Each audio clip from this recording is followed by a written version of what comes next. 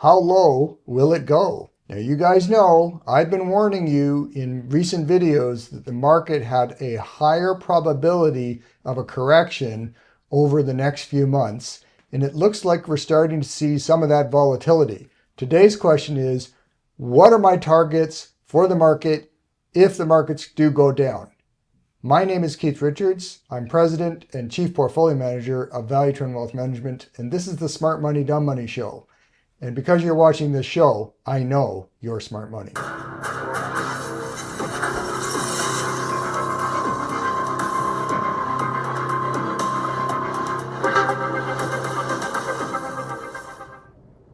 Okay, well, let's start talking about risk right now. Now, there's really two markets out there. There's bonds and then there's stocks.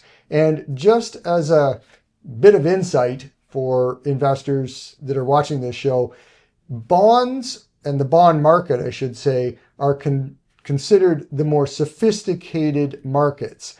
Think about it. Bonds are traded throughout the world, particularly country bonds. If you look at the US Treasuries, they are traded and owned by countries all over the world. A lot of people are aware that Europe and China both hold reams of US Treasury bonds. You get large institutions, you get pension plans.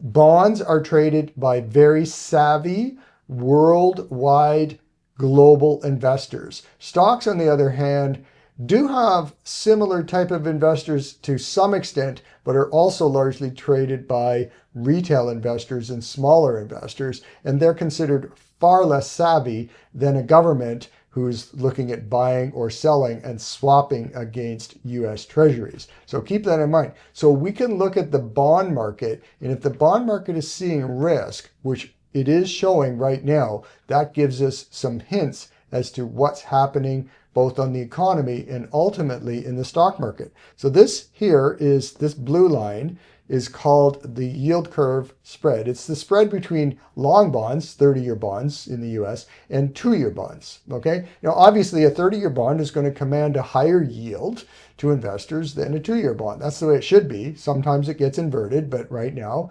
it's actually a pretty big spread. In fact, it's the biggest spread, in other words, more yield for the 30-year versus the 2-year than it has been since two other times in history, at least in recent history, and that is 2001 and 2008. Back then, we had similar risk premiums in long bonds. What happened to the stock market, guys, in 2001 and 2008? Anybody? Well, you know, the stock markets fell hard both of those years. So the bond markets tend to tell us there's something amiss in the economy, and that ultimately trickles down to what's going to happen on the stock market.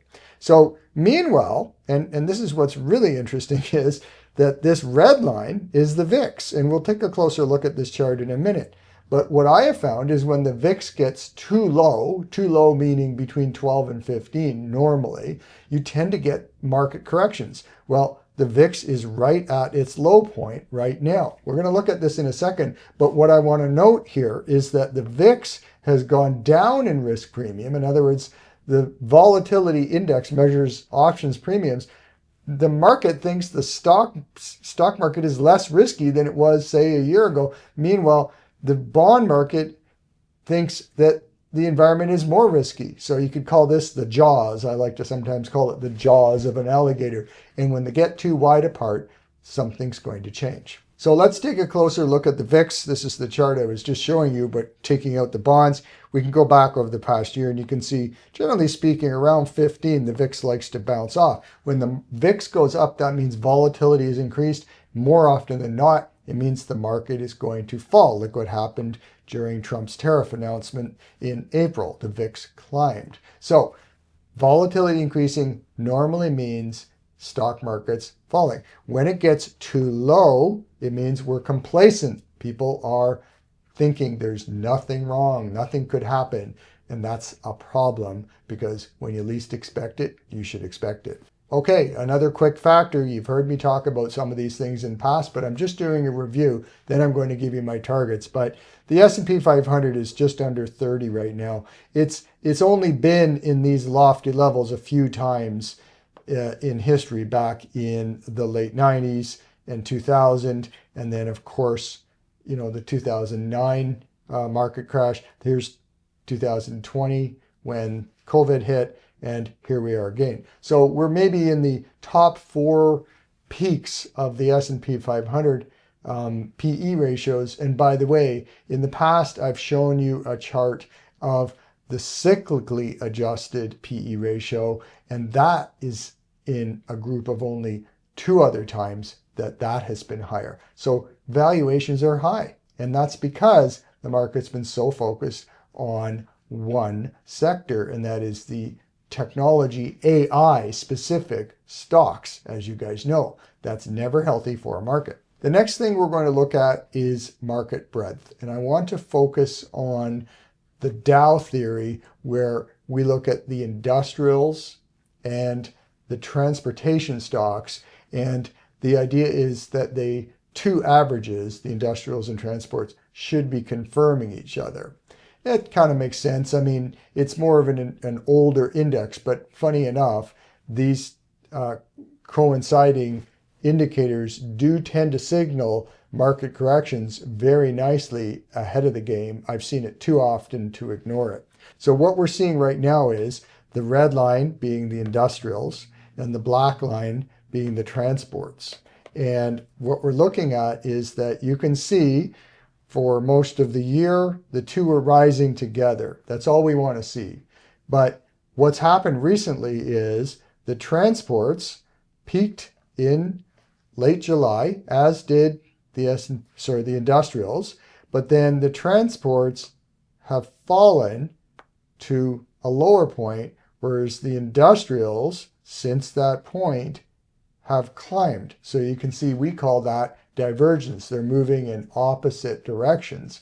And I have seen too many times when this happens that the market, meaning the industrials, turns around and falls, and that usually means the S&P 500 is also going to fall. The next thing we're going to talk about is seasonality, and this data goes back to 1920, so that's a fair amount of data.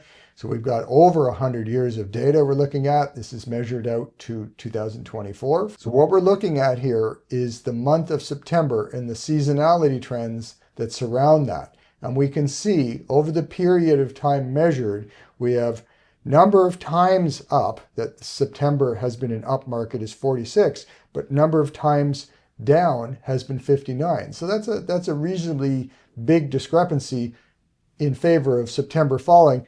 This is the percentage of times up, just taking that same statistic, 44% of the time up, but 56% of the time September has fallen. The average percentage gain when the markets did climb was 3%, 3.3. The average percentage loss when the markets fell, 4.5%. The median percentage gain over the up times was 2.6% versus on the down years where September fell 3%. And the maximum gain the market has seen in a September has been 16.5%, whereas the maximum loss was basically 30%. So this is one of the things that we want to keep in mind, is that September isn't necessarily a bearish month, but the odds are in favor, slightly skewed towards it being a negative month. And if it falls, this stuff tells you your risk-reward trade-off, which is not great. The final chart we're going to look at is the S&P 500 chart itself. We're going to answer the question, is the market overbought? So just going back to the recent peak, I know this is a little hard to see on the chart. I've zoomed in here. You can see that the market hit about 6,500 at its peak about a week ago. It's down to about just under 64 right now. My suggestion is that because that peak versus the 200-day moving average, which at the time was around 59.60 or so, was about 10% over the moving average. That is when the market is getting overbought. When a large index is about 10% over its 200-day moving average, it tends to retreat. So we watch for those gaps as to how high the market is over the 200-day moving average, and it most certainly fit the criteria by being about 10%, just about over the 200. The next things we're looking at are the momentum indicators. And I want to point out that MFI, money flow, reached a peak in money flow momentum, got overbought, and is starting to trend down. MACD, a very, very reliable indicator when it hooks down. It's not quite hooked down, but it's beginning to look that way. And if we look at the histogram a little closer, you can see it has been trending down against the market for a while. That's called divergence, negative divergence. That's never a good thing. It's very likely telling us that the market's going to peel back. And finally, RSI did not reach the same levels as it has in some of the other peaks we've seen, but it did definitely get up there. So it was somewhat overbought. All in, what I'm looking at is a probable reason for markets to decline between all the factors we just talked about and the declining momentum. Okay, now that you've seen my reasons behind why the market could continue to see volatility in the month of September, I want to talk about possible targets that I would suggest are reasonable points where you may see the market reach and in fact offer an opportunity to begin buying if in fact you've been holding cash. So this is a daily chart of the S&P 500. On the chart, you'll see the S&P's 200-day moving average and the 50-day moving average. So moving averages are watched by professional traders. There's no magic to them except that they almost become a self-fulfilling prophecy sometimes. So the market is going to watch for support at first the 50, which right now lies around 6,300 or so. So if the S&P can hold around that point, it may be bouncing off of the 50-day moving average, and that could be as far as the market goes. My intuition is that this old wall, which lands around 6,150 to 6,200, is going to be the likely target. So that brings us down here, but the final target that could be seen if we wash out further is the good old 200-day moving average. And the 200-day is just under 6,000 right now as I record this video. These averages do move a few points here and there, and that's why I tend to use round figures. So my three targets might be right around current prices at around 6,300, then around 61 to 62, and then finally somewhere under 6,000, probably in the 59 to 6,000 area. Those are my three targets for the market. I think what you need to do is watch for support at any of those targets. In other words, the market falls to that point over the next month or so, and then if it starts to form a little bit of a base, and you'll see this happen very often, a neck breakout, and then a base, and then move. So we want to see that the market falls, finds support at one of the levels we just talked about, and then moves up a few days at least before we start buying, because sometimes you can get head faked, see a short-term rally, and then it begins to fall again. The final thing I want to talk about is the upcoming Money Show, which is September the 13th, and I am going to be speaking at 4:30 at the Metro Toronto Convention Center. Now, if you come to the show live and mention that you watch these videos or read my blogs at valuetrend.ca, then you will get a free copy of my original book called Smart Bounce. In addition to that, I'm going to give everybody that attends the show a special one-time only available for 2 weeks to use it, coupon that you can use to buy the online trading course with a 30% discount, which is pretty substantial. So I hope you can make it to the show. This presentation today is a smidgen of what I'm going to be talking about at the Money Show. I am going to be giving you very specific charts on the markets, my targets, and then I'm going to talk about specific sectors that I see as the next thing to invest in. Plus, I'm there live to answer your questions, and even after my presentation, I'm happy to talk to you if you have further inquiries. So, thanks for watching, and we hope to see you on the 13th. Hey, thanks for watching. I hope you got value out of this episode.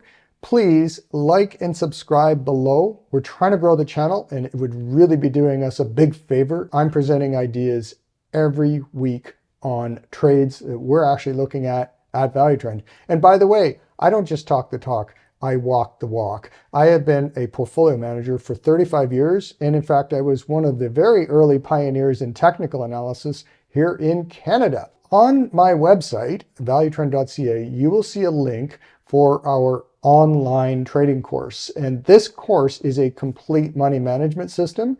I do encourage you to take a good look at that and consider taking it. I priced it extremely low because I want retail investors, that's you, to take the course and get value out of it. It's literally my 30 plus years of experience put into one complete step-by-step course. And honestly, I wish that I had had something like this when I was an early investor. It really will stop you from making so many mistakes. I also suggest you subscribe to our Never Miss an Opportunity program, which is our blog and our newsletter. There, you're going to get ongoing ideas, tons of charts, lots of trading ideas. And by the way, we never, ever solicit. We don't send you junk, spam, and stuff like that to try to get your business. It's for information, because part of my passion is to teach retail investors how to invest properly. I've been doing this, as I said, for 35 years, and I hope that I'm able to pass on some of the things that I've learned through this career as both a pioneer in technical analysis in Canada and a long-time portfolio manager. Thanks for watching. Don't forget, push like, push subscribe. See you next time.